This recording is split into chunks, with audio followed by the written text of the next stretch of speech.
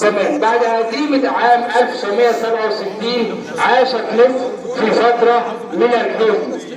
عاشت مصر فترة من الحزن من عام 1967 إلى عام 1973. فترة من حالة من اللا سلم ولا حرب.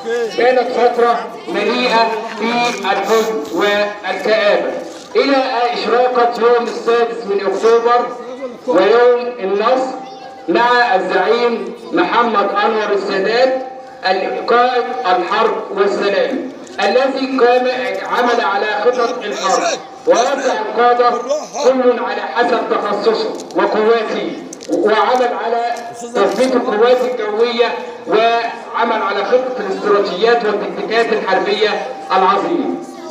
دعونا نتجول في أحداث هذه الحرب أعزائي الطلبة والطالبات. أولا قامت ملحمة عظيمة.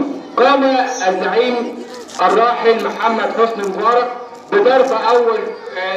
ضربة جوية شلت حركة العدو، وبالتالي قوات الصاعقة والمشاة لها دور وفضل في اجتياز خط بارليف. وخط بارليف أعزائي الطلبة والطالبات كان يسمونه خط المنيع الذي لا يستطيع، ولكن المستحيل ليس مصريا أعزائي الطلبة والطالبات. المستحيل ليس مصريا، وبالفعل عبرنا خط بارليف ورحنا الجبهة الثانية، وبذلك تم الانتصار. ولا ننكر فضل القائد محمد علي الذي كان قائد القوات الجوية. محمد علي فهمي قائدا للقوات الجوية، صاحب القوات الجوية في هذه الذي وضع خطة الضرب الجوية في إسرائيل. ومن تلك الصفحات أيضا صفحة المشير الشاذلي له دور كبير في تلك الحرب. تمام.